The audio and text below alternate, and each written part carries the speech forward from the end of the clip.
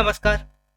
संजय गांधी निराधार अनुदान योजना या योजनेअंतर्गत सर्व निराधार बांधवांना जानेवारी महिन्यासाठीची पेन्शन वितरणाची प्रक्रिया आजपासून सुरू झाली आहे. म्हणजे उद्या आणि परवा 2 दिवसामध्ये लाभार्थ्यांच्या बँक खात्यामध्ये हे पैसे जमा होणार आहेत. कोणत्या जिल्ह्याअंतर्गत सगळ्यात अगोदर पैसे जमा होतील याबाबतची माहिती अपडेट आली आहे. एकूण जे 18 जिल्हे आहेत त्यांचे सगळ्यात अगोदर जमा होतील. त्यानंतर बाकी जिल्ह्यांसाठी नक्की कोणते जिल्हे आहेत त्याचबरोबरची इतरही सगळी माहिती आहे, अपडेट आहे या आधार योजनेअंतर्गत. ही माहिती आपण आजच्या व्हिडिओमध्ये जाणून घेणार आहोत. सरळ व्हिडिओला सुरुवात करूयात. मात्र तत्पूर्वी मराठी बिग गाईड युट्यूब चॅनलवर नवीन असाल तर सबस्क्राईब करून घ्या. त्याचबरोबर बेल आयकॉनला सुद्धा क्लिक करा. या सगळ्या महत्त्वाच्या अपडेट तुमच्यापर्यंत अशाच वेळेवर पोहोचतील. तर पाहू शकता ही जी योजना आहे संजय गांधी निराधार अनुदान योजना, यामध्ये जानेवारी 2026 साठीचा शासन निर्णय आला नाही.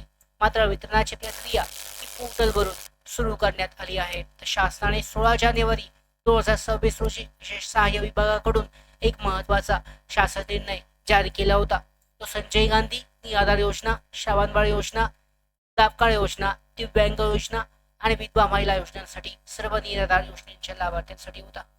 जी आर तर आलेला नाहीये, पण तरी सुद्धा एक वेगळा जी आर सुरुवातीला आला होता. हा निधी वाटपाबाबतच होता, मात्र तो यामध्ये कर्मचाऱ्यांसाठीचा होता.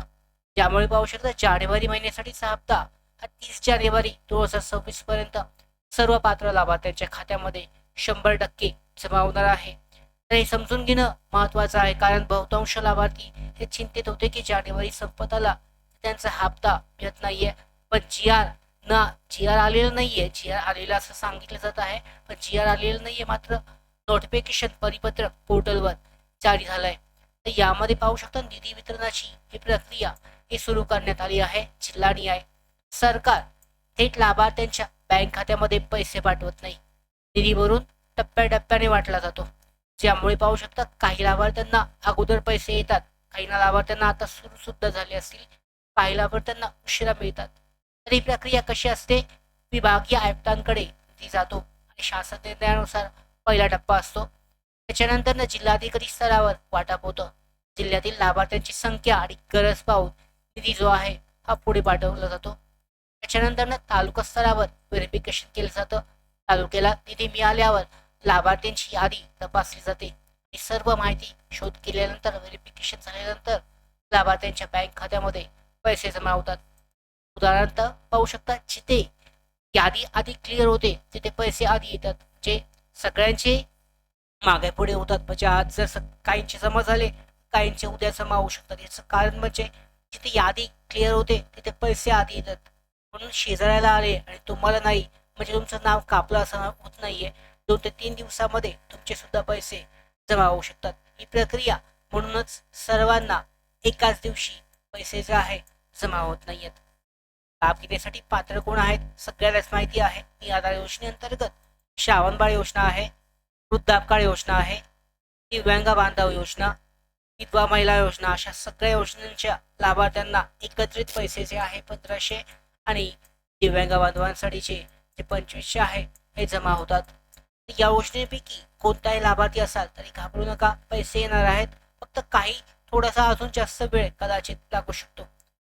पैसे खात्यात न येण्याची कारण काय असतात? तर अनेकदा पैसे येत नाहीत, अडकतात. याचं कारण म्हणजे KYC काही वेळेला झाली नसते. ग्रामपंचायत स्तरावर सुरू असलेली प्रक्रिया अर्धवट सोडली असेल, तालुका कार्यालयात जाऊन पूर्ण करा. जर यादीत नाव असूनही KYC नसेल तुमची, पैसे अडकतात. हे मोठं कारण आहे. आधार बँक लिंक नसणं हा सगळ्यात मोठं कारण आहे. बरोबर आधार कार्डला 5 वर्षापेक्षा जास्त झाली असेल आणि अपडेट नसेल तर ते सुद्धा इॲक्टिव्ह निष्क्रिय होतं आणि त्यामुळे सुद्धा लाभ येत नाही. या 3 गोष्टी तुम्ही लक्षात ठेवायची आहे. KYC पूर्ण करा, आधार अपडेट करा आणि बँक लिंक पूर्ण करा. पैसे 100% तुमच्या बँक खात्यामध्ये जमा होतील. शेजाऱ्याला पैसे आले म्हणून घाबरू नका. वाटप जे आहे हे टप्प्याटप्प्याने होतं. यादीत नाव आहे की नाही हे कसं तपासायचं हे सुद्धा माहितीची करूयात. तालुका कार्यालय, ग्रामसेवक किंवा तलाठी यांच्याकडे चौकशी करू शकता. बँकेत तुम्हाला रोज जाण्याची गरज नाही, कारण पैसे हे थेट खात्यात येतात आणि मेसेज किंवा पासबुक अपडेटने कळवतं. आता खातं बदललं असेल तर नवीन खातं योजनेत अपडेट करा. तालुका कार्यालयात अत्यंत जुन्या खात्यात व यामध्ये जुन्या खात्यामध्ये पैसे हे जमा होऊ शकतात, ज्याची माहिती तुम्हाला कळत नाही. त्याचबरोबर मोबाईल नंबर अपडेट करा, कारण योजना प्रोफाईलमध्ये जुना नंबर असेल तर मेसेज सुद्धा तुम्हाला येत नाही. कुटुंबामध्ये एकापेक्षा जास्त लाभार्थी असतील यावेळेला सुद्धा पैसे वेगवेगळे येतात, काहींना लवकर येतात, काहींना लेट येतात. तर यामुळे अफवा ज्या आहेत सोशल मीडियावर येणाऱ्या यावर लक्ष ठेवू नका. अधिकृत जी प्रक्रिया जी झालेली आहे 30 जानेवारीपर्यंत पैसे 100% येणार आहेत. मात्र न आल्यास यामध्ये काय करायचं आहे, ई-के-वाय-सी असेल किंवा बाकीच्या तांत्रिक गोष्टी आहेत हे लक्षात ठेवून त्या क्लिअर करणं आवश्यक आहे. तर अशा पद्धतीने सगळ्यात महत्त्वाचे अपडेट म्हणजे पोर्टलवर तर अपडेट आली आहे. पुढच्या 3 ते 4 दिवसामध्ये पैसे जमा होण्याची प्रक्रिया पूर्ण होईल.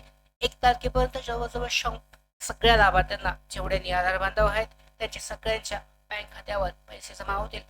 निराधार योजनेअंतर्गत अशा सगळ्या महत्त्वाच्या अपडेट घेण्यासाठी मराठी बिग गाईड यूट्यूब चॅनलला सबस्क्राईब करा. धन्यवाद.